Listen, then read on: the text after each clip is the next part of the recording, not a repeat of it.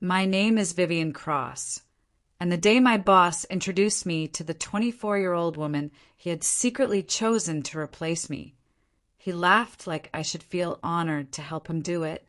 That laugh stayed with me longer than the meeting.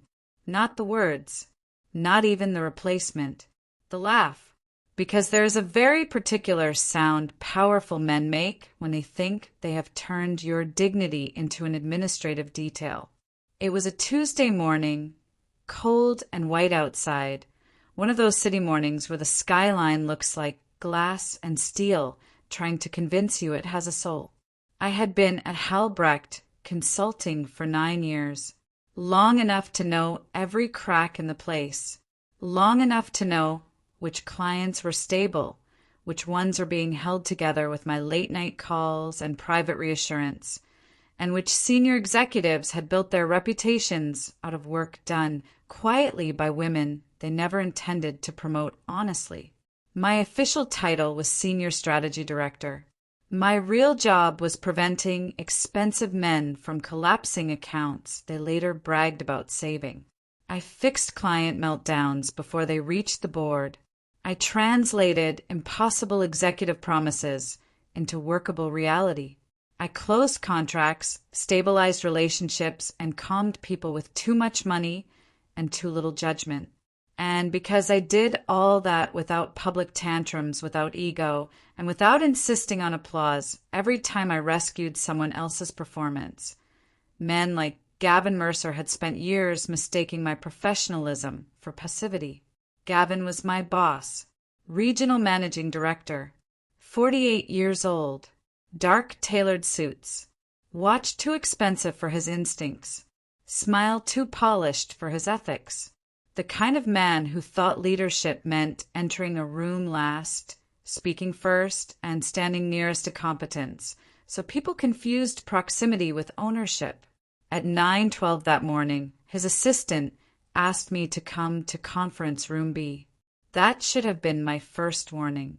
Conference Room B was where they did managed transitions, promotions that had already been promised, exits disguised as growth opportunities, meetings where HR smiled too much. I entered and saw 3 people waiting: Gavin, Monica from HR, and a blonde young woman I had never seen before. She stood when I walked in. Nice posture, expensive shoes, smooth little smile, a fresh face carefully assembled for executive confidence. 24 maybe. The kind of polished ambition that older male leaders love because it makes them feel modern without requiring them to examine themselves. Vivian, Gavin said warmly, perfect. Come in. I stayed by the door. What's this about? He turned toward the young woman with a little flourish in his hand. This is Amanda Pierce. She'll be shadowing you. I looked at Amanda, then Monica, then Gavin. For what? I asked. He laughed, actually laughed. For the transition. The room went very still after that. What transition? Monica crossed one leg and folded her hands at her lap with that expression HR people practice, so carefully, sympathetic enough to look humane, blank enough to avoid legal meaning. Amanda will be learning your major accounts, internal systems, and client process structures over the next 6 weeks. I stared at her. Then I looked back at Gavin. You're replacing me. He spread his hands as if I had made the room awkward. Let's not use emotional language. Amanda's smile faltered. Good. Gavin leaned back against the table and let the laugh finish dying from the room. Come on, Vivian. Be professional. You've had a good run. Amanda represents the future of the division. A good run. I still remember that phrase because it sounded like something you say about a television show people are tired of, not the woman responsible for carrying a third of your strategic client portfolio. And I'm supposed to train her, I said. Mentor her, he corrected. There's a difference. No, I thought. There really isn't when the knife is already in. I asked the only question that mattered. Did the board approve this? He nodded once. At a high level. At a high level. That told me what he had actually done. He had sold the board a succession concept. Fresh branding, younger profile, new visibility. He had not sold them consequences. He had not told them what would happen if he tampered with the wrong account at the wrong time. Because if he had, Helen Strauss would never have allowed it. And Gavin either didn't know that yet or thought he could smooth it over afterward. Either way, he had already made a fatal mistake. He just hadn't felt it. Amanda smiled again, smaller this time. I'm really excited to learn from you. I looked at her for a long second. You should be, I said. Gavin smirked like he thought I was taking it well. I wasn't, but I was already past humiliation. I was at inventory, because there was one thing in that room none of them understood. I was not just another senior woman being carefully sidelined for youth optics and executive vanity. I was the reason our largest pending client had not already walked. And if Gavin had already started planning my removal before securing that account's continuity, then he had not merely insulted me. He had endangered the firm. I went back to my office, shut the door, and sat down without taking off my coat. There are moments when the body reacts before the mind can formalize what happened. My hands were steady, but my jaw hurt from how hard I was holding it closed. I stared at the city through the glass and thought about all the small indignities that had led to this one. Meetings where Gavin repeated my recommendations louder and called them a leadership instinct. Client calls where he introduced me as support. Presentations where he moved my slides around so he could stand in front of the strongest ones. Review cycles where my feedback always included some variation of excellent but difficult to position upward. Difficult to position upward. That's executive language for too competent to ignore, too self-contained to flatter, too female to celebrate cleanly. There was a knock on my door. Amanda. Of course. She held a notebook to her chest like a shield. Do you have a minute? No, I said. She stood there anyway. I just wanted to say I didn't know how it was going to be presented. I looked up. That was slightly smarter than pretending innocence. It acknowledged intent without claiming authorship. What exactly did you know? I asked. She hesitated. That Gavin wanted me to step into a more senior strategic role quickly. And that role happened to be mine. She said nothing. I let the silence do the work. Then I said, if you're going to benefit from another woman's humiliation, Amanda, at least have the discipline not to ask her to comfort you about it. She went red. That isn't what I'm doing. No. I asked, then go ask Gavin how this was supposed to feel. She left. I closed my laptop, reopened it, and started making a list. Accounts under direct relationship dependence. Clients with continuity sensitivity. Internal documents proving who had originated and maintained each major contract. Transition language.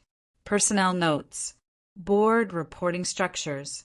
There were 7 major accounts, 16 mid-level portfolios, and one deal so large it changed every other number around it.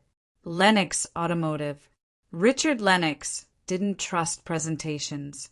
He trusted steadiness. Calm. Timing. Competence without noise.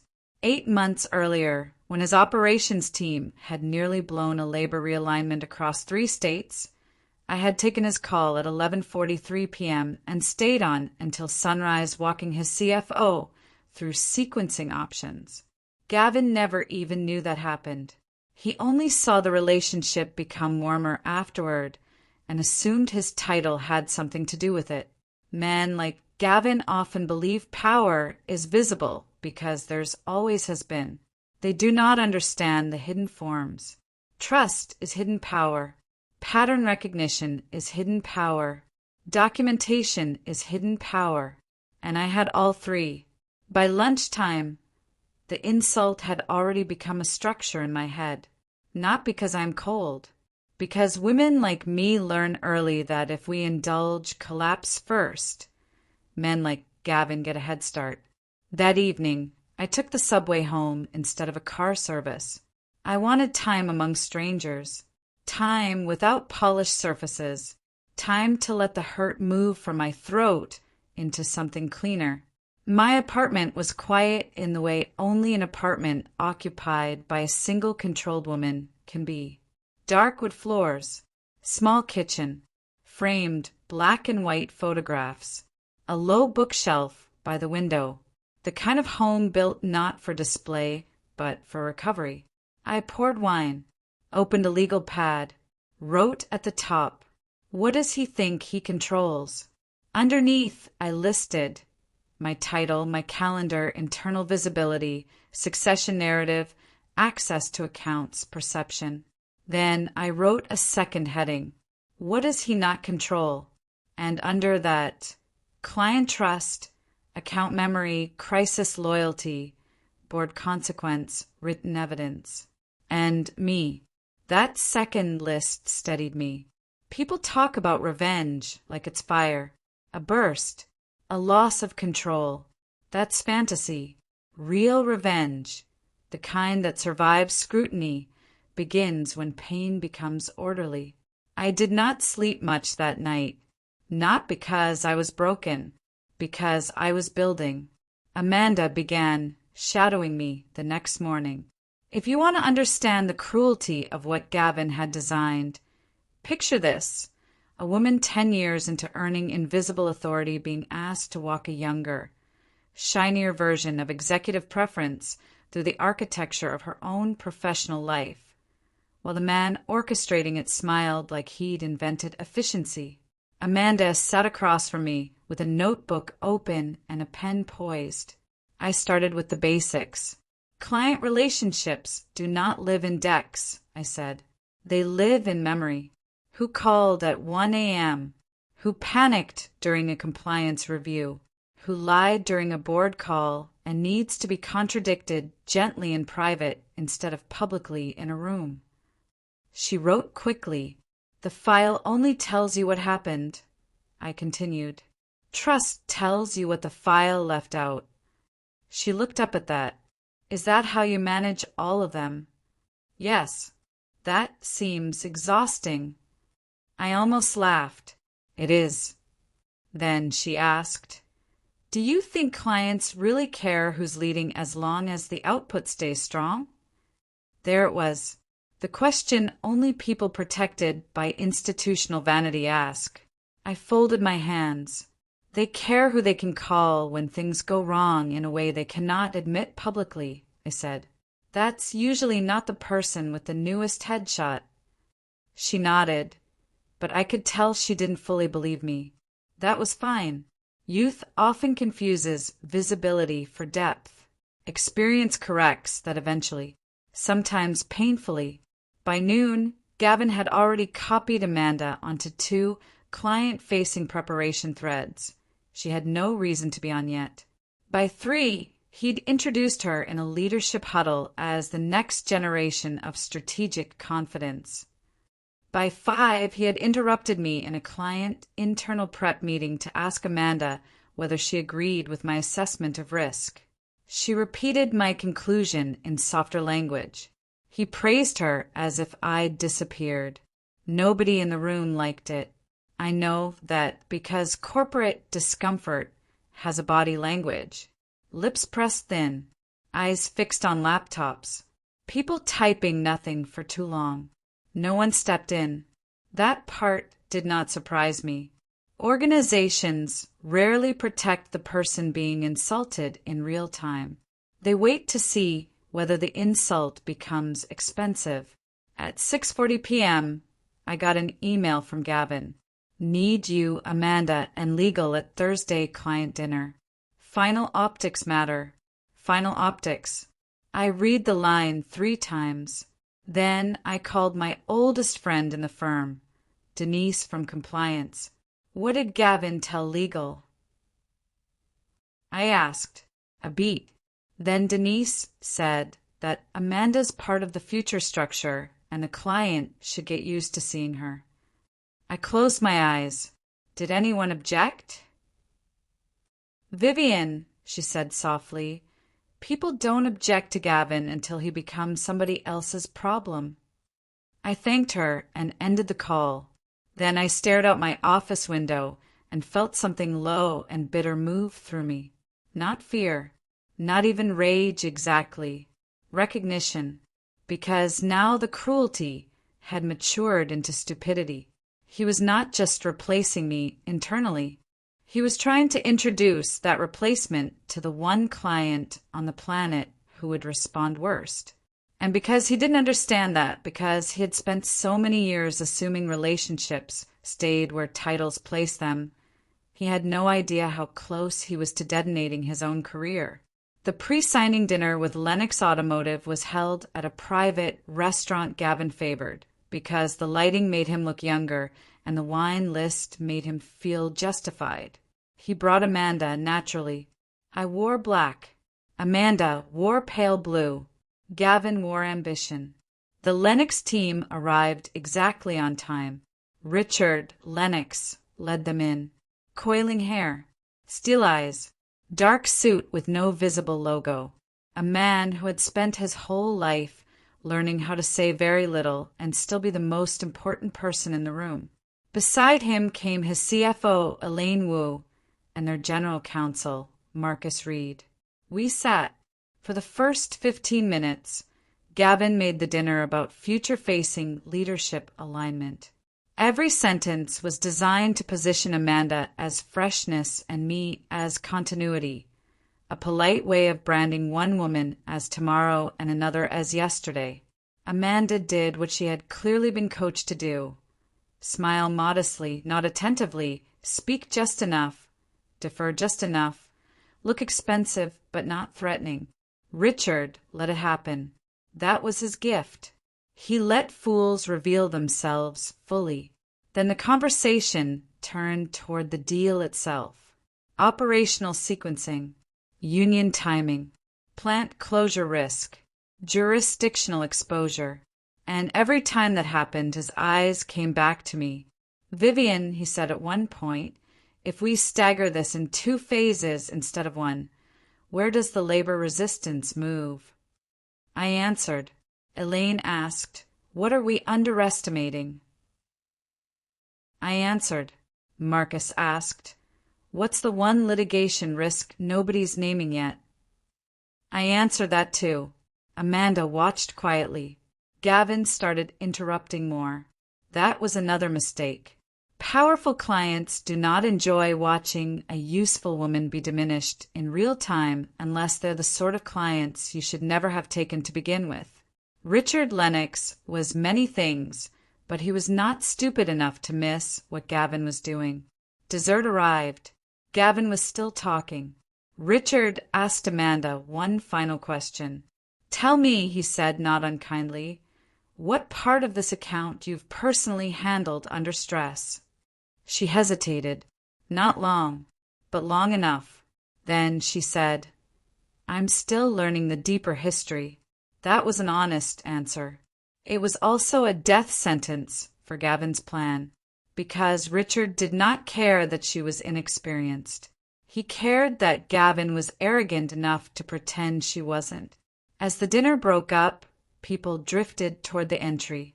Coats arrived. Receipts were signed. The hostess smiled too brightly at people who had just decided the future of several thousand workers and pretended it was a normal evening. Richard slowed beside me near the door. Are you still leading this? He asked quietly. I answered just as quietly. Officially, for now. He stopped. That would be a mistake. I turned to face him fully. Meaning? He took out a card, flipped it, and wrote on the back, then handed it to me. I read the words once. No signature without Vivian Cross. He watched my face. I asked, Would you put that in writing? Yes. The answer came without hesitation. Then he said something else, and I have never forgotten it. Ms. Cross, there are people who build trust and people who inherit access to it. Your managing director appears not to know the difference. He left after that. I stood near the door for several seconds, card in hand, pulse suddenly very calm, because that was it. Not the emotional victory. Not yet. The structural one. The one that matters. Gavin had already lost. He simply hadn't yet been informed by the systems he still thought loved him.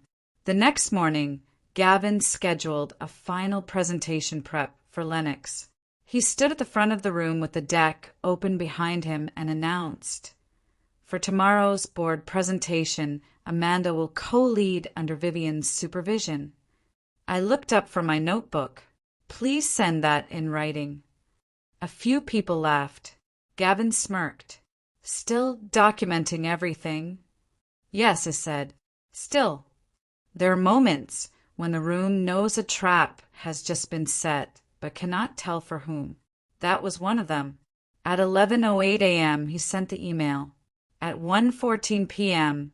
the formal note from Richard Lennox's office arrived. It was cleaner than I expected, which made it stronger. Halbrecht Consulting is advised that client confidence and contractual execution trust are contingent upon continuity of strategic account leadership under Ms. Vivian Cross. Any reassignment or diluted authority at this stage materially affects signatory confidence. I printed it, waited exactly 11 minutes. Then Gavin came in. He was holding the letter, so tightly it had bent at one corner. "What did you say to him?" "I did not stand. The truth." He tossed the paper onto my desk.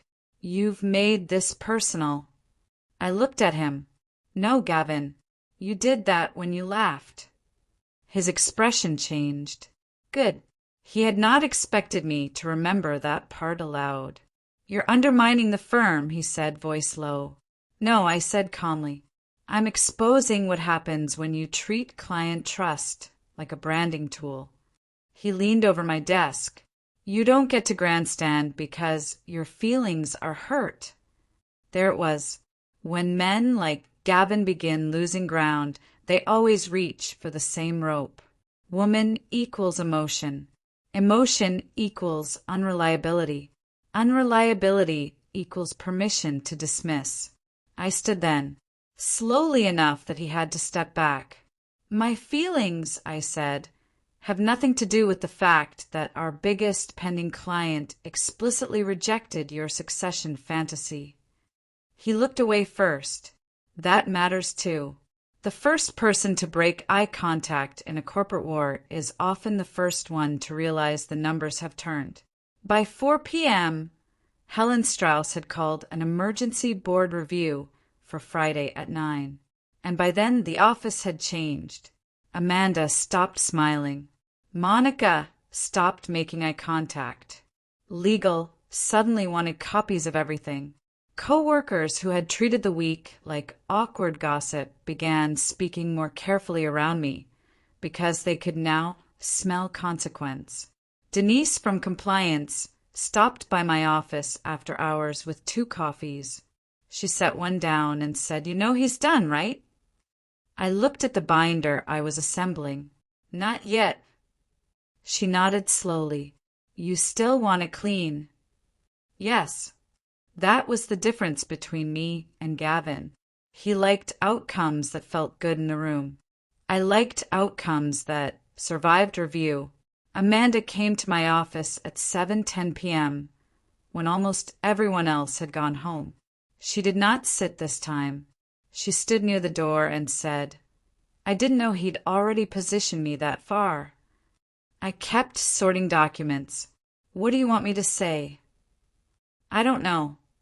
That at least sounded honest. So I looked up. "Then I'll help you," I said. "You want me to tell you this isn't your fault." She swallowed. I continued, "It isn't entirely your fault. But you still chose to benefit from a humiliation you could clearly see. Her face tightened. I worked hard for this opportunity. I'm sure you did. You think I'm the villain. No, I said. I think you're the kind of ambitious young woman who has not yet learned that some doors open because someone older was shoved through the wall next to them. That hit. She looked down. Then she asked quietly, "What happens tomorrow?" I glanced at the binder. The truth gets more expensive. She left after that. I stayed until nearly midnight. When I finally went home, I carried everything in a black leather case. Account rescue records, internal continuity reports, transition memos, Gavin's email, the formal Lennox note, Richard's handwritten card, projected loss exposure, board briefing excerpts showing no one had approved direct client risk succession. At 1:23 a.m., still unable to sleep, I stood at my apartment window looking out over the city and realized something uncomfortable. This hurt more than I wanted it to. Not because Gavin mattered, not because Halbrecht deserved loyalty, because I had given nearly a decade of my life to becoming indispensable in a place that still found me replaceable the moment somebody prettier made executive vanity feel young again. That is what middle years teach women in these systems if they're not careful. You can be essential and still be treated as temporary. You can be respected privately and still be erased publicly. You can save the company and still be asked to smile while they hand your life to someone with a cleaner headshot. I stood there in the dark and let myself feel that for exactly 1 minute. Then I set a timer on my phone. When it rang, I went back to the table, reopened the binder, and sharpened the order. Pain is real, but if you let it sprawl, men like Gavin always benefit. Friday morning, the boardroom felt colder than usual. Helen Strauss sat at the head of the table, silver blonde hair immaculate, expression unreadable. She was one of the few women in executive leadership who did not pretend cruelty with sophistication. She valued sequence, evidence, and people who did not confuse theater with action. Gavin arrived with Monica from HR and one of the legal counsels. Amanda sat behind them, quiet and too pale. I sat opposite with my binder. Helen opened with one sentence. "Mr. Mercer, I understand there has been a continuity issue created on the Lennox account." Created, not discovered. Created. That single word told me she already knew enough. Gavin smiled that careful bored smile of his. A temporary sensitivity, yes. The client is responding emotionally to modernization pacing. Emotional, modernization, pacing. Executive men can dress a car fire in beautiful language if you give them room. Helen did not. Did you or did you not begin succession planning on this account before client, signatory, continuity approval? He shifted. We were preparing for future-facing leadership. That was not my question. Silence. I watched him decide in real time whether to lie cleanly or explain badly. He chose badly. We believed the client would adapt. I opened the binder. Then, one by one, I placed the documents on the table. First, the transition email naming Amanda as co-lead. Then the internal memo referring to her as future face of Lennox. Then the continuity records showing I had been the sole crisis lead on the account. Then the formal note from Richard Lennox's office. Then the handwritten card. Helen read everything without speaking.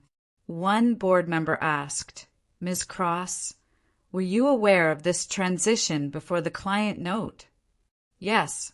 "How?" "I was told in conference room B on Tuesday morning that Amanda would be shadowing me for transition purposes." Helen looked at Gavin.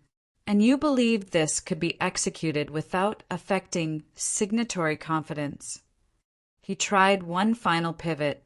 Vivian has a tendency to over-identify with accounts.